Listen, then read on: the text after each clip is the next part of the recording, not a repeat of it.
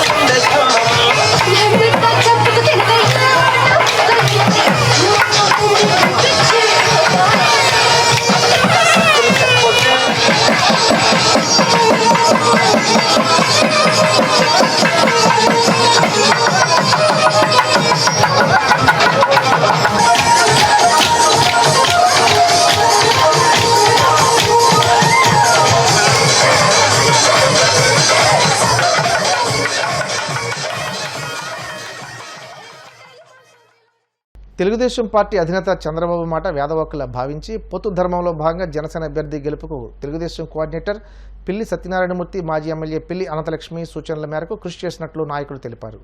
కాకినాడ జిల్లా సర్పవరం జంక్షన్ సమీపంలో టీడీపీ నాయకులు, కార్యకర్తలు ఆత్మీయ సమావేశం జరిగింది. గత 5 ఏళ్లుగా వైసీపీ పెట్టిన ఇబ్బందులను ఎదుర్కొని నిలబడ్డామని అన్నారు. రాబోయేది ఉమ్మడి ప్రభుత్వమే అని, చంద్రబాబు ముఖ్యమంత్రి కాబోతున్నారని అన్నారు. జనసేన కోసం కృషి చేసిన పిల్లి దంపతులకు సముచిత స్థానం చంద్రబాబు కల్పిస్తారని ఆశాభావం వ్యక్తం చేశారు. అనంతరం మాజీ ఎమ్మెల్యే పిల్లి అనంతలక్ష్మి మాట్లాడుతూ పంతం నానాజీ కోసం కృషి చేసినట్లు తెలిపారు. చంద్రబాబు ముఖ్యమంత్రి అయిన తరువాత నియోజకవర్గాన్ని అభివృద్ధి చేస్తామని, అదేవిధంగా కార్యకర్తలు, నాయకులకు అండగా ఉంటామన్నారు. ఈ కార్యక్రమానికి నియోజకవర్గం నుండి భారీ స్థాయిలో కార్యకర్తలు, నాయకులు పాల్గొన్నారు. చంద్రబాబు నాయుడు గారు ముఖ్యమంత్రిగా చేయాలని తపన మీద వేళందరూ కూడా ఉన్నారు. మాకు చంద్రబాబు నాయుడు గారు ఫోన్ చేసి మన నానాజీ గారికి టికెట్ అనౌన్స్ చేయడం జరిగిందమ్మా, మీరు చెయ్యాలనేసి మా భార్యాభర్తలు ఇద్దరికి కూడా చెప్పడం జరిగింది. ఆయన మాటకి మేము కట్టుబడి నాకు 2 సార్లు ఎమ్మెల్యే టికెట్ ఇచ్చారు చంద్రబాబు నాయుడు గారు. అలాగే సత్యబాబు గారికి ఒకసారి టికెట్ ఇచ్చారు. మళ్ళీ 2014లో నాకు టికెట్ ఇచ్చి నెగ్గించడం జరిగింది. 19 వరకు మేము చేసాం. అలాగే తిరుపతి దేవస్థానం మేము అడగలేదు, నెగ్గాము అనుకున్నాము. ఆయనే మాకు టీటీడీ బోర్డు నెంబర్గా ఇవ్వటం జరిగింది. ఇప్పటికి కూడా ఎక్స్పోర్ట్ నెంబర్గా మేము దర్శనానికి వెళ్తున్నాం. అదంతా కూడా చంద్రబాబు నాయుడు గారి దయే మాకు ఈవేళ. ఒక గృహిణిగా ఉల్లిపాయలు కోసుకుంటూ వంట చేసుకుంటుంటే ప్రతాపవరం ఎమ్మెల్యే గారు భాస్కర్ రామారావు గారు జడ్పీటీసీగా నన్ను సావలగూడ మండలం నిలబెట్టారు. తర్వాత సంపర ఎమ్మెల్యేగా కూడా ఆయనే భాస్కర్ రామారావు గారే, అరే నీకు రావట్లేదురా, ఆనందలక్ష్మి గారు టికెట్ ఇస్తున్నారా, సంపరకి తీసుకొస్తున్నాం, మీరేమంటావారంటే ఆవిడకి ఇచ్చినా నాకు ఇచ్చినా ఓటేయండి పర్వాలేదు అన్నారు. అప్పటి నుంచి ఇప్పటి వరకు కూడా మేము రాజకీయంలో 23 సంవత్సరాల మట్టి నుంచి కూడా రాజకీయంలో ఉంటూ నా భర్త నాకు సేదోడు వాదోడుగా ఉండి ఈవేళ ఈ కాకినాడ రోడ్లకి ఇంత పేరు వచ్చిందంటే నా భర్త వల్లే నాకు ఈ పేరు వచ్చింది. అందరికీ కూడా మేము ఒక భార్యాభర్తల కింద కాకుండా ప్రతి సోదరికి నేను పుట్టింటి ఆడపడుచు, ఏ గ్రామం వెళ్ళినా అక్కడ అందరూ కూడా నన్ను ఆశీర్వదించి ఒక పుట్టింటి ఆడపడుచుగా నన్ను అందరూ కూడా స్వాగతం పలుకుతూ ఈవేళ మేము 2023లో పంతం నానాజీ గారు టికెట్ ఇచ్చిన తర్వాత పవన్ కళ్యాణ్ గారు పొత్తులో ఉన్నారు కాబట్టి, ఆయన చంద్రబాబు నాయుడు గారు బీజేపీ కలిశారు కాబట్టి ఈవేళ కాకినాడ రోడ్లో ఇంత కష్టపడి మీరందరూ కూడా నాకు సేదోడు వాదోడుగా ఉండి ప్రతి గ్రామం ఓటు అడగడానికి మీరందరూ నాకు సహకరించారు. మధ్య ఆసియా దేశం కిర్గిజిస్తాన్ చదువుతున్న ఆంధ్రప్రదేశ్కు చెందిన విద్యార్థుల భద్రతను పర్యవేక్షించాలంటూ బీజేపీ సీనియర్ నాయకులు జీవీఎల్ నరసింహారావు విదేశాంగ మంత్రి ఎస్ జయశంకర్ను సంప్రదించారు. విద్యార్థుల భద్రత కోసం జోక్యం చేసుకోవాలని కోరారు. కిర్గిజిస్తాన్ రాజధాని నగరమైన బిష్కెక్లో భారతీయ విద్యార్థులతో సహా విదేశీ విద్యార్థులపై హింసా దాడుల గురించి వచ్చిన వార్తల నేపథ్యంలో ఆ విద్యార్థులు, వారి కుటుంబాలు తమ భద్రత కోసం భయపడుతున్న కారణంగా జీవీఎల్ ఈ చొరవ తీసుకున్నట్లు తెలిపారు. కిర్గిజిస్తాన్ రాజధాని బిష్కెక్లో ఆంధ్రప్రదేశ్కు చెందిన సుమారు 2000 మంది విద్యార్థులు వైద్య విద్యను అభ్యసిస్తున్నట్లు జీవీఎల్ మంత్రికి లేఖను రాశారు. జీవీఎల్ అభ్యర్థనపై స్పందించిన జయశంకర్ విద్యార్థుల భద్రత విషయమై అన్ని చర్యలు తీసుకుంటామని హామీ ఇచ్చారు. కిర్గిజిస్తాన్ అనేటువంటి మధ్య ఆసియా దేశంలో భారత విద్యార్థుల గురించి అనేక మందికి ఆందోళన కలుగుతోంది. ఆ విషయంలో మీకు అప్డేట్ ఇవ్వటం కోసం మీ ముందుకు వస్తున్నాను. ఈ నెల 18వ తేదీ, 17, 18 తేదీల్లో విదేశ విద్యార్థులపై కిర్గిజిస్తాన్ లో ఒక సంఘటన జరిగింది. 2 గంటల పాటు జరిగిన ఆ సంఘటన అక్కడ స్థానికంగా చదువుతున్నటువంటి భారత విద్యార్థుల్ని, ఇతర దేశాలకు చెందిన విద్యార్థుల్ని కొంత ఆందోళనకు గురి చేసింది. ముఖ్యంగా ఈ విషయాలపై నా ఆందోళన తెలియచేయడానికి, విద్యార్థుల కుటుంబాలు పడుతున్నటువంటి ఆందోళన తెలియచేయడానికి వెంటనే సరైన చర్యలు చేపట్టాలని చెప్పి కోరటం కోసం నిన్న విదేశాంగ మంత్రి డాక్టర్ ఎస్ జయశంకర్ గారికి నేను లేఖ రాసి వారిని సంప్రదించడం జరిగింది. అక్కడ దాదాపుగా 2000కు పైగా ఆంధ్రప్రదేశ్కు చెందిన విద్యార్థులు, 3000కు పైగా తెలుగు భాష మాట్లాడేటువంటి విద్యార్థులు అక్కడ చదువుతున్నారని, వారి గురించి వారి పేరెంట్స్ కి విపరీతమైనటువంటి ఆందోళన కలుగుతున్న పరిస్థితుల్లో వెంటనే చర్యలు చేపట్టాలని కోరగా వారు సానుకూలంగా స్పందించి నాకు భరోసానివ్వటం జరిగింది. అలాగే అక్కడ స్థానిక అంబాసిడర్ తో కూడా మాట్లాడమని సూచించడం జరిగింది లేటెస్ట్ అప్డేట్ కోసం. సో ఈ రోజు ఉదయం కిర్గిజిస్తాన్ లో భారత రాయబారిగా బిష్కేక్ అనేది రాజధాని, కిర్గిజిస్తాన్ రాజధాని, అరుణ్ కుమార్ చాటర్జీ గారితో ఈ రోజు దాదాపుగా 20 నిమిషాలకు పైగా ఈ అంశాలపై మాట్లాడటం జరిగింది. వారు చెప్పింది ఏంటంటే అక్కడ పరిస్థితులు పూర్తిగా ఇప్పుడు సామాన్యంగా ఉన్నాయని, భారత విద్యార్థుల్ని ఎటువంటి ఆందోళన పడవలసిన అవసరం లేదని, స్థానిక ప్రభుత్వం సూచించిన విధంగా జాగ్రత్తలు వహించాలని చెప్పడం జరిగింది. పదే పదే నేను వారి విద్యార్థుల యొక్క రక్షణ గురించి ప్రశ్నించగా ఎటువంటి భయపడవలసిన ఆందోళన లేదని, ఎవరన్నా వెంటనే వెళ్లాలి అని అనుకుంటే, ఎందుకంటే ఇది పరీక్షలు జరిగే సమయం, కొన్ని క్లాసులకి ఇక్కడ ఎక్కువగా దాదాపుగా 3,000 తెలుగు విద్యార్థులు మెడికల్ ఎడ్యుకేషన్ చదువుతున్నారు. 17,000 మంది భారత విద్యార్థులు ఉన్నారని చెప్పారు. అత్యధికంగా మెడికల్ ఎడ్యుకేషన్ చదివేవారే. ఇందులో సుమారు 6,000 మంది బిష్కేక్ రాజధానిలో చదువుతూ ఉండగా ఇతర ప్రాంతాల్లో మిగతా 11,000 మంది చదువుతున్నారని చెప్పి నాకు అంబాసిడర్ చాటర్జీ తెలియచేయటం జరిగింది.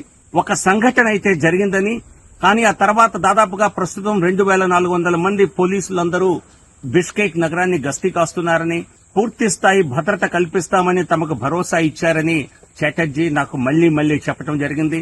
సో అనేక వదంతుల్ని, ఫిర్యాదుల్ని, ఆఖరికి అంబాసిడర్ చాటర్జీ పేరుతో ఒక ఫేక్ లెటర్ ను కూడా సృష్టించి వెంటనే అందరూ భారతదేశానికి వెళ్లిపోవాలి అని సూచించినట్లుగా ఫేక్ లెటర్ కూడా జారీ చేయడం జరిగింది. విద్యార్థులకి, వారి తల్లిదండ్రులకి నేను ఇచ్చే సూచన ఒక్కటే, భారతదేశ ప్రభుత్వం నరేంద్ర మోదీ గారి హయాంలో భారత నాగరికుల రక్షణ విషయంలో ప్రపంచంలో ఎక్కడైనా మరి అత్యంత సున్నితంగా స్పందించింది భారత ప్రభుత్వం మాత్రమే. విదేశాంగ మంత్రి డాక్టర్ ఎస్ జయశంకర్ కూడా ఇటువంటి అనేక సందర్భాల్లో సరైనటువంటి నిర్ణయాలు చేసి అందరినీ కాపాడిన రికార్డ్ మా ప్రభుత్వానికి ఉన్నది. కాబట్టి దయచేసి కేంద్ర ప్రభుత్వం, విదేశాంగ శాఖ, మరి ఎంబసీ చెప్పేటువంటి మాటల్ని కొంతవరకు దృష్టిలో పెట్టుకుని భరోసాగా ఉండాలని చెప్పి వారికి సూచించదలుచుకున్నాను. వార్తలు ముగించే ముందు ముఖ్యాంశాలు మరోసారి. కూటమిపై ఏపీ డిప్యూటీ స్పీకర్ వీరభద్రస్వామి తీవ్ర వ్యాఖ్యలు. టీడీపీ ఒంటరిగా పోటీ చేసిన దాఖలాలు లేవంటూ స్పష్టం. పంట కాలువలను ప్రక్షాళన చేయండి, అధికారులకు సూచించిన ఉండి మాజీ ఎమ్మెల్యే వేటుకూరి వెంకట శివరామరావు. తిరుపతి జిల్లా కలవకొండలో లక్ష్మీ నరసింహస్వామి వార్షిక బ్రహ్మోత్సవాలు. శేషవాహనంపై భక్తులకు స్వామి అభయం. కిర్గిజిస్తాన్లో చదువుతున్న ఆంధ్రప్రదేశ్ విద్యార్థులకు భద్రత కల్పించండి, విదేశాంగ మంత్రి జయశంకర్ను కోరిన బీజేపీ సీనియర్ నాయకులు జీవీఎల్ నరసింహారావు. ఈనాటి వార్తలు ఇంతటితో సమాప్తం. తిరిగి రేపు ఇదే సమయానికి ప్రసారమైన న్యూస్తో కలుసుకుందాం. నమస్కారం.